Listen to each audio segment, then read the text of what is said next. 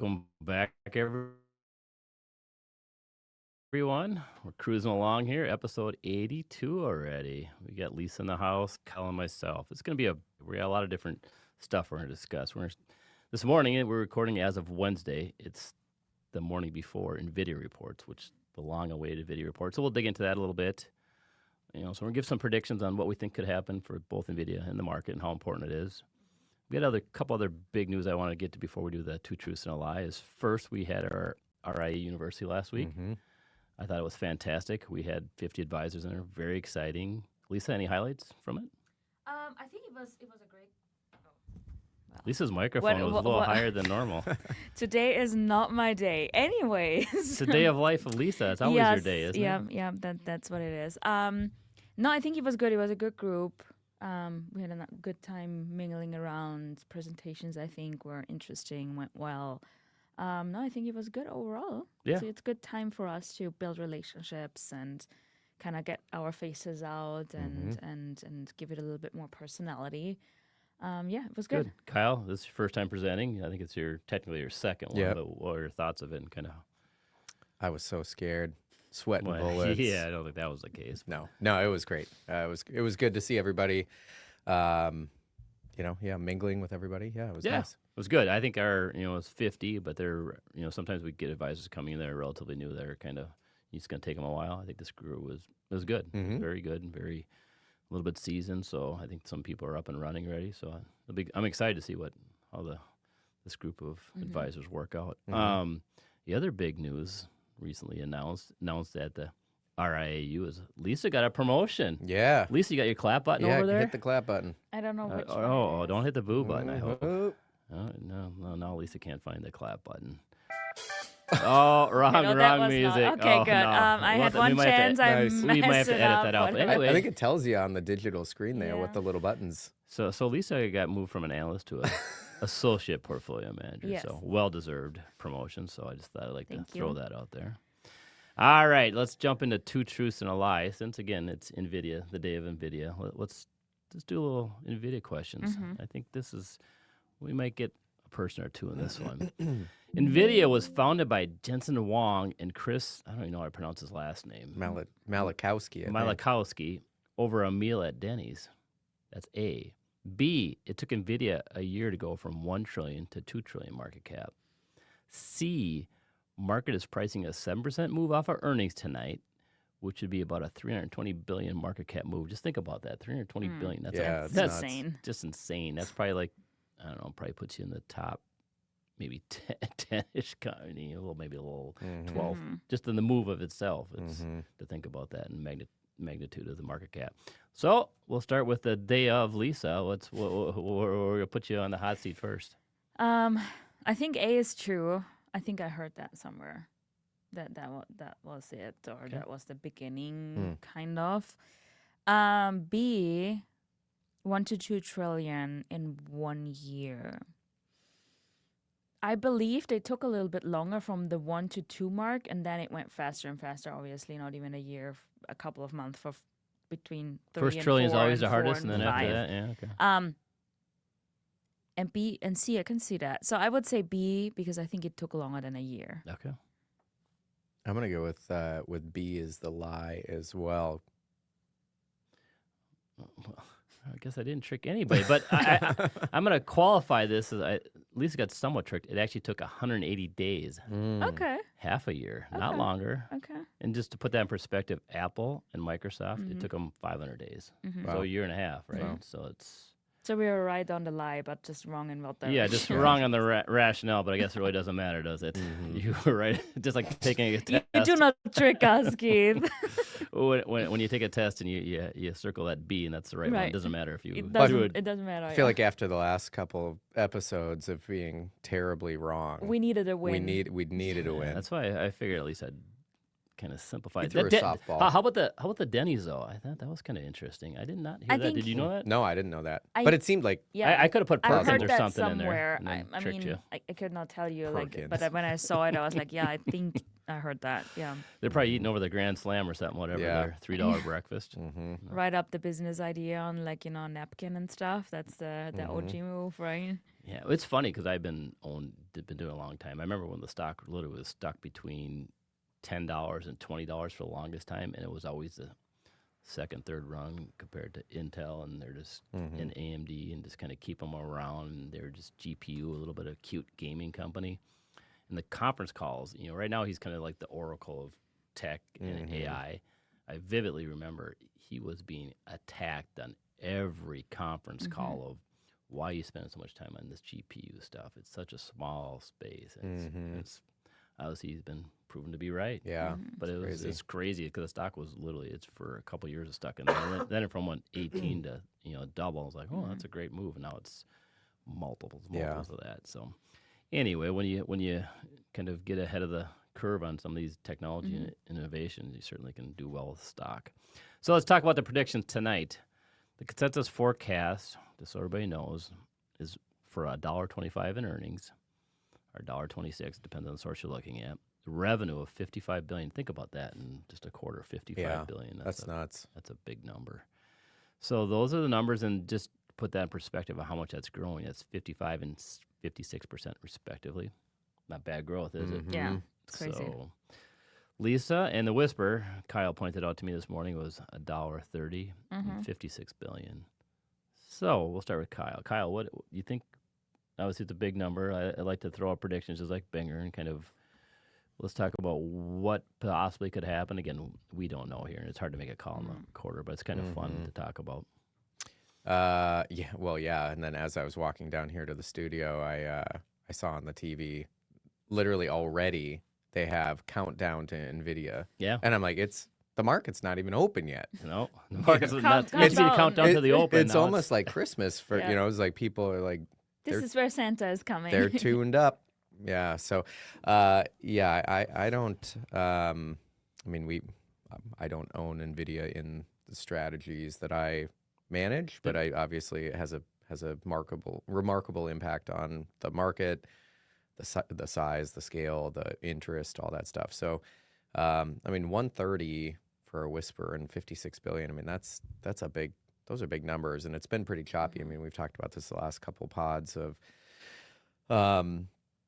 earnings for the Mag 7. It's been kind of wishy-washy. It's not been knocking the cover off the ball like it has been. So I don't know if that Whisper number is actually high enough.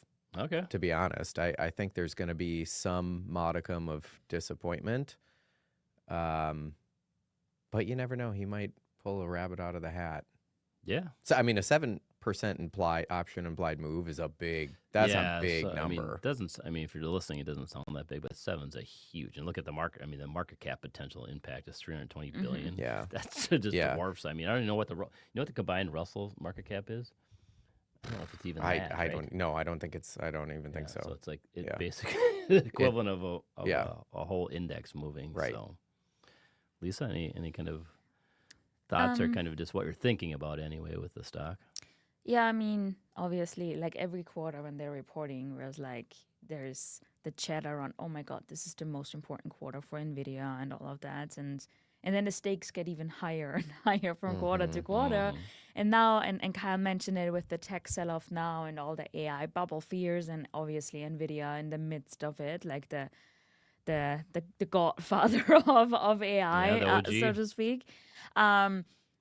Which makes it even more important at the moment. Kind of, is it a make or break moment? Who knows? But I think it should not be a huge surprise, at least not to the downside. I mean, we heard about the big tech boys already.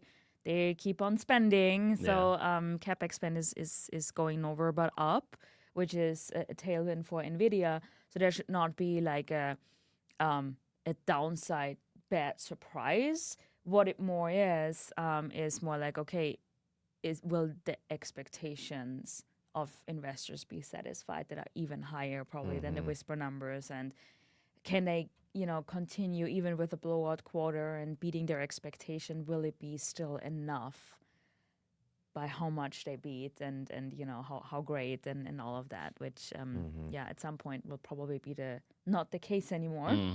I don't know if it's this quarter, but certainly the stakes are as high as ever. Yeah. But Go ahead, Kyle. I was going to say the thing that goes through my mind are the knock-on effects because Yes. I don't own Nvidia and the strategies I run, but I do own things that definitely are in that kind of lane.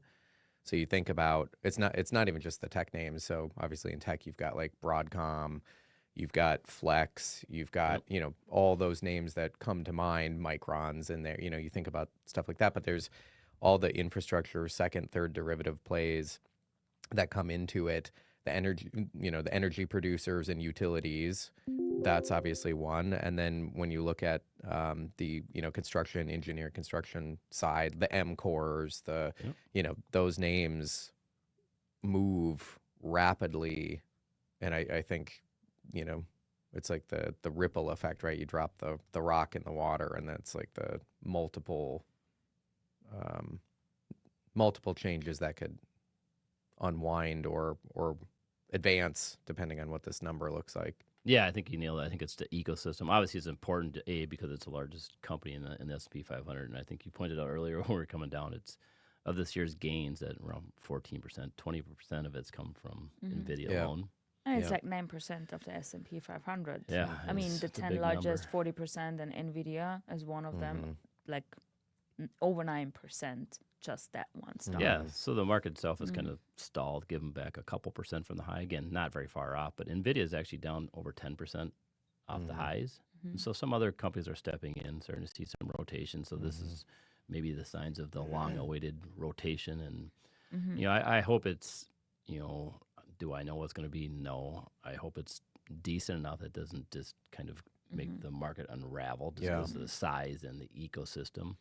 But then I heard the other day is like, okay, it's kind of like people are hoping for the Goldilocks situation where they print a good number, but not a blowout by $5 billion on the revenue, because then it's this AI getting way overheated, and then people start questioning those numbers. Kind of like with Oracle. Oracle's really come off a lot on this OpenAI and the circularity that we've been talking about the last several weeks, and so I think it is I think it's going to be one of those quarters that they have to print a very good number, but it can't be great, and there's the potential for some disappointment. But that being said, the stock's off 10%. The multiple is like 27 times 4 PE multiple, so the market's trading at 23.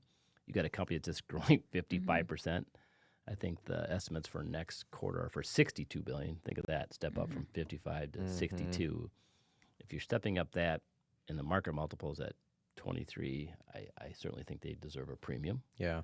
So that's 27. I mean, that's not That's not it's outrageous. not crazy. Well, and we talked about in the just a selfish shout out to our AI waypoints discussion that we had on our Insight series a couple of weeks ago.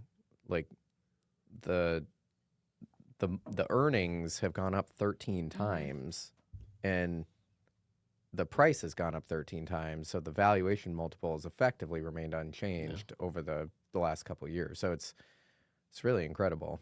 Yeah, it's really, you're getting paid for the earnings growth. You're not getting paid that multiple expansion, which we as investors, I appreciate that a lot more than just, okay, the multiple goes up, because what happens when a multiple goes up too much? It certainly can come down if there's some kind of disappointment. Right. So it's definitely going to be something worth watching, this Capex, which we talked about the circularity. But I also thought I saw Peter Thiel, great investor. He sold $100 million roughly. People are estimating from his last holdings filings that's significant. So I mean, there were some. And then you saw what was the other one that sold it and to invest in another OpenAI? Burry, he's short. Short option. But, SoftBank sold. SoftBank, that's the one I'm thinking. SoftBank, they Yeah. sold their stake Yeah. down to, but they're using those proceeds to go into the other parts of the ecosystem. So we're definitely seeing cracks in Nvidia. So that's why we're talking about it as much as we are, because it is a key driver of the market. And I think also when they report, I think it will be interesting to hear. Maybe that's a little bit more on the back burner overall. I mean, but like if there are news of China, we heard a lot about that. Can they export now or not? I mean, probably not. I do not expect like a whole new news here, but maybe a little bit more comments on that, where we are, if are we leaning more yes or no? I mean, that could open up even more opportunities for Nvidia. And also they just again, that's probably a little bit more on the back burner, but interesting to hear about. They announced in September the new Rubin chip. It should come out late 2026, which is the successor of Blackwell, even more computing power. That's the new shiny thing. Kind of to hear a little bit more about that. And when we think back to Blackwell, when they introduced that, we had some delays there. Yeah, fits and starts, right? That were some iffy things, and investors got nervous because they couldn't get out the Blackwell chip on time and all of that.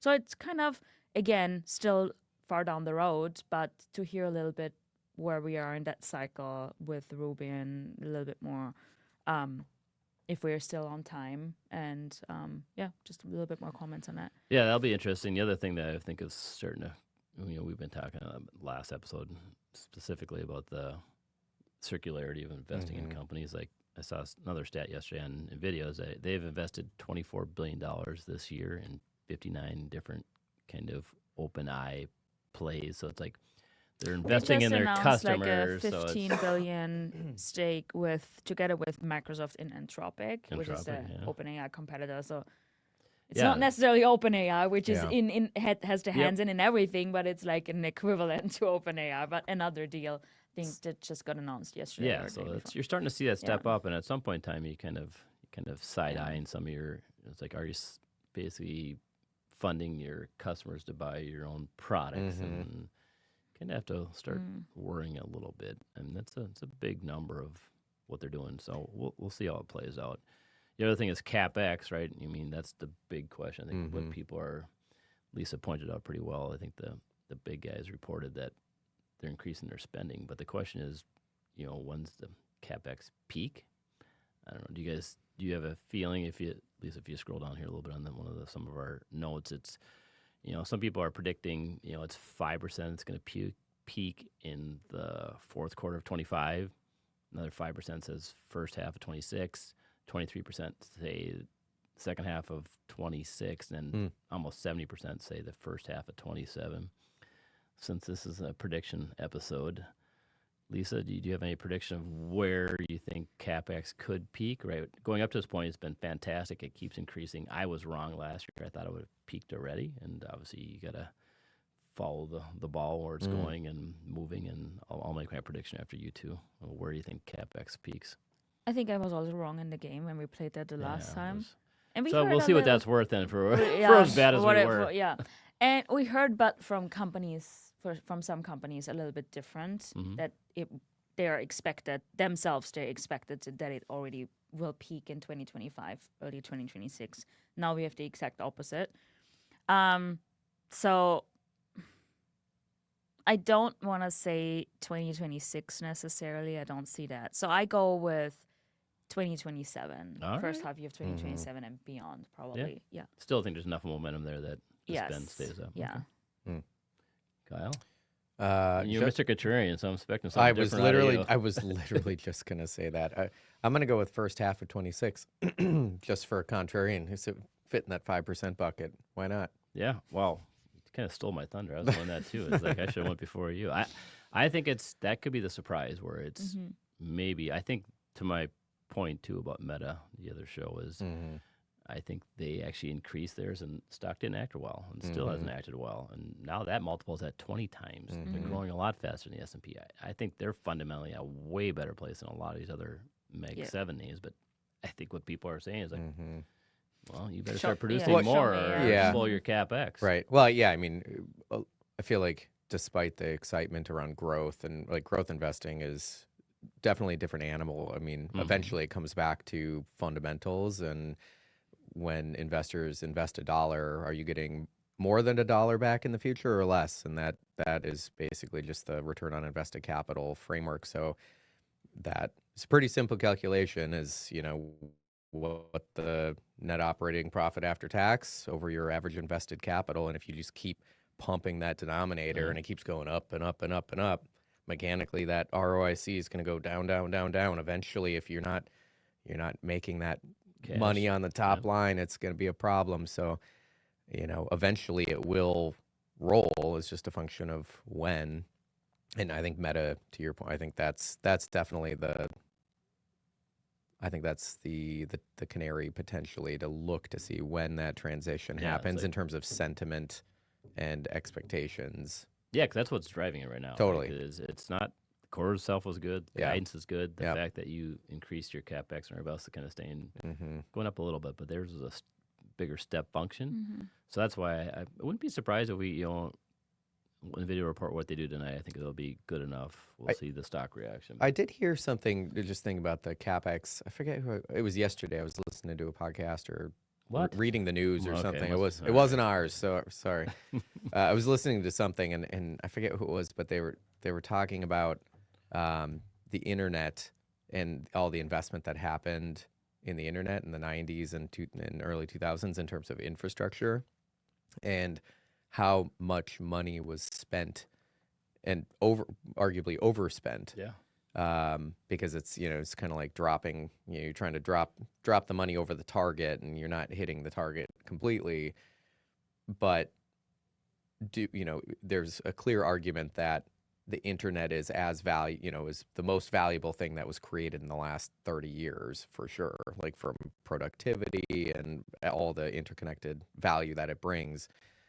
Nobody would say, that overspend of a couple $1 billion that was wasted. Yeah. So it will be interesting, that framing, to think like, yeah, people are always going to be wringing their hands or gnashing their teeth or doing whatever about these numbers. And at the end of the day, like 10 years from now, does it actually matter if it's first half 26 or first half 27? Probably not. Probably not. No, and that's kind of probably why Meta decided we're spending, because if we Right. spend a little too much, as long as we're getting most of what we think we need to get for revenue generation in the future, Right. they're probably fine with that. Mm. Lisa, any other thoughts on that, or we can shift gears and we can talk a little bit? We'll shift gears here a little bit. We spent enough time on Nvidia. Well, so the couple of things, the market's been pulling back here the last couple of weeks. We've had several calls from advisors and clients, what's going on, and obviously the market was up to a strong start to the year. Most of the year, corrections are a little bit normal, but I think the two main drivers of part of the pullback has been this AI softening, which is Mm-hmm. Nvidia down 10% off the peak. It's your largest name. That's going to contribute to that. Same with some other players off the highs. The other thing is the Fed. And we've seen the probability now. We're finally starting to get data, at least maybe touch on yes. the timing of that. But now the probability that the Fed cuts in December, obviously investors generally like Fed cuts. And again, I've said several times, I'm not as big a fan of that being a key driver for the stock market. I'd rather see it fundamentals than interest rates. Mm-hmm. But it's interesting that if you go back a couple weeks ago, it was like an 80% probability the Fed cuts another 25 basis points in December to continue the last two cuts in the last two meetings. Now it's down to 50-50. It's 48% to 52. So it's actually a little bit under, which I find very interesting. So I think that's been a little bit of a headwind to the market as well. I think investors are like, that free money that we thought is coming down the pipe, maybe not. So you two have any thoughts on that? So I think overall, Powell in his press conference, and we get the minutes today to get maybe a little bit more details on what was discussed, but he put the kibosh to it, right? To say, hey, the next December rate cut, that's not certain. So you wanna bring down your expectations on that. So that was the first kind of drop in. Oh, maybe we don't get it at all. And we get the September jobs report tomorrow. So that should hit, because that was basically done already with data collection. That was just not released. That probably expectation, that's pretty much where it was, right? Right. Like maybe a softening as a continued softening. I think that's the consensus now. So I think no one expects that we have a turnaround, which will not be the case, I guess. The next thing is, so they get at least September, so early fall labor market data, which is good, but again, still not the full picture, because still October's data collection for at some point if they can't anymore, because people are like, and do not really maybe so I don't know if we get October to begin with. That would be the next one before the last one. But overall, I think that is good. It's better than having nothing. But it's still expected that the labor market weakened further. And I think what brought the expectations down even more is like, okay, we see the dispersion in opinions among the committee members, and that makes investors nervous. It's like, okay, you have absolutely no uniform opinion anymore. This can go either way, Yeah, like go either way, yeah. whatever. So I think there's a little bit more scrutiny now when some Fed officials get their remarks out, like Fed, one of them yesterday, like Waller, for example, to get a little bit more thought points on that.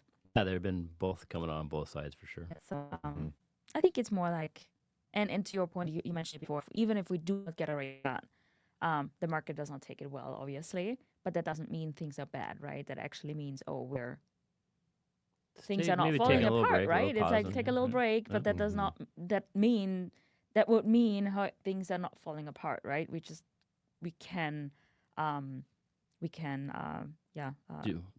do you think they'd go or don't go? What's your, like I said, in the prediction segment here? I'm not sure. So All right, you're the coin flip too. You're true 50-50? yeah, I All right. am. Whoa. All right, Kyle, thoughts on this? Fence sitter over here. Yeah, I don't know. It's a day in life of Lisa. I guess we'll let her sit on the fence. Yeah. I'm gonna go. They cut. Okay. Because I think the jobs data, which they've been leaning more into, obviously inflation is a worry. They've been keeping an eye on that.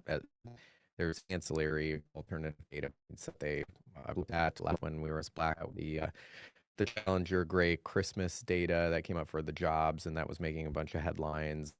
So it was the fastest rate of job loss and Jobless claims. What jobless we got claims, today yeah. is 2-month high. Right. it? Yeah. Yeah. It's when I sent the little stat. I think it was yesterday or maybe it was the day before. The youth unemployment rate for recently graduated kids now, 9.7%. It's higher than Yeah. it was during the financial crisis. This is insane. Which and is youth unemployment nuts. is very dangerous. That's one of the worst Right, you want to have. right. Yeah. So yeah, Yeah. it's 29-year-old base. That's bad. That's bad.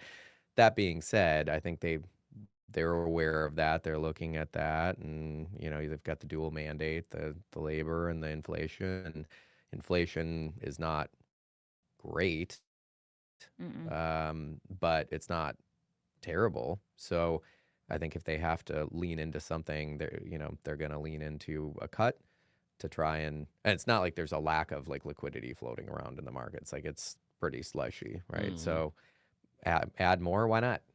Nice. Good rationale. I'd probably end up, if I had to pick one or the other, I do think they cut.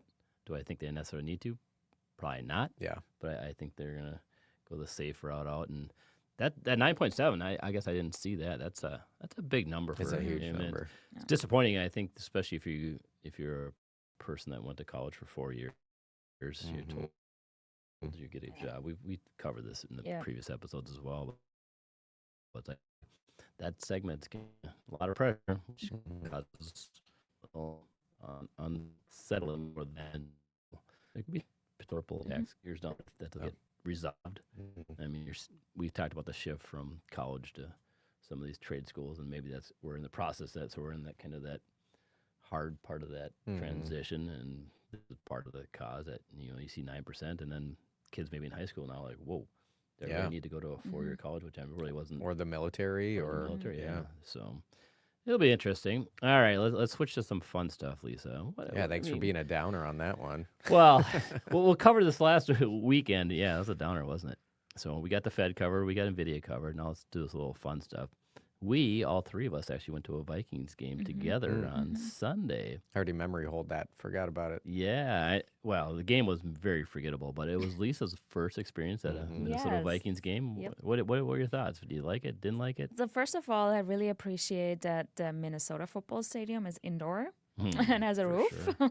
So that is pretty cool because it's a long game, right? And so it was my first football game. It was really cool. I still...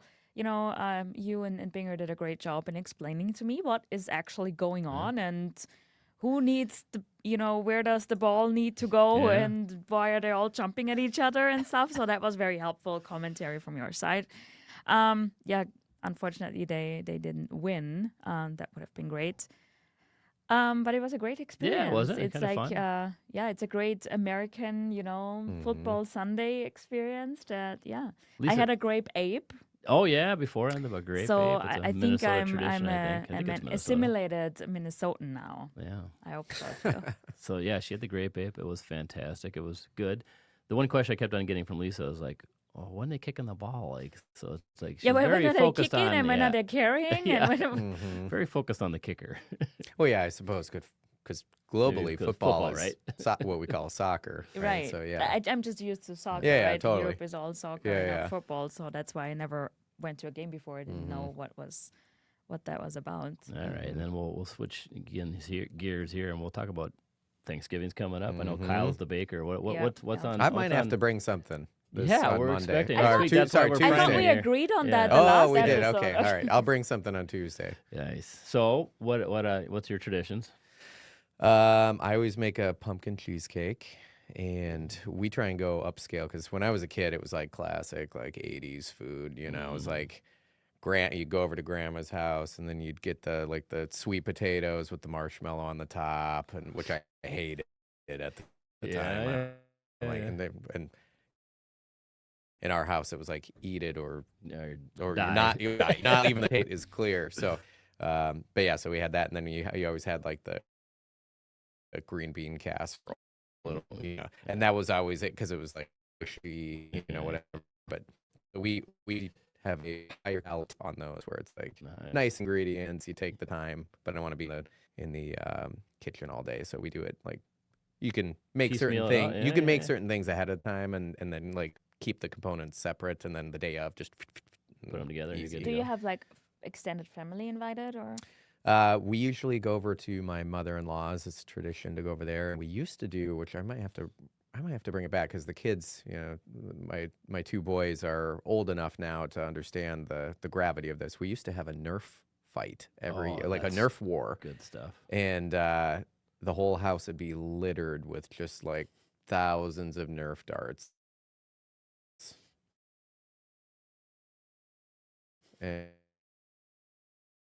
And I love that. so I think kids are old enough now. Probably get it. Let's see if we can bring that back. So some neighbors. I know We some coming over. so we do a friend's Christmas.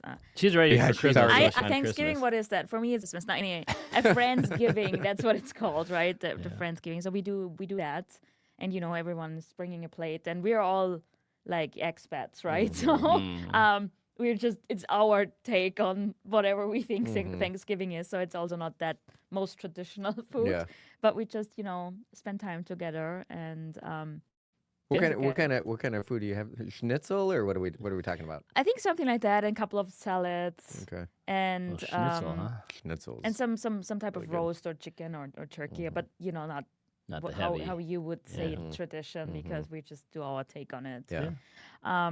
But yeah, so that's about it. Yeah. Keith, Nope. what about you? Well, we usually have two. So we have my side, which we usually do on Thanksgiving Day. So we used to be at my mom's house and the same type of deal. And our tradition there when it was at my mom's house, we would not nerve, so we would play kickball. all the family. kickball. Oh, it's with That little sounds kids. super Oh, fun. super fun. I right? might have to do that. It's fired up. It's a good Kickball. Yeah, and you whipping that ball at the little kids. It's a good time. So now it's transitioned over to my brother's house. So we'll host that on Thanksgiving. So it's a lot of good traditional meals and football. So that's kind of hang around. It's a fun day. And then the following Friday or Saturday, we'll have my wife's family over and kind of repeat the process, rinse and repeat. Same deal. No kickball though.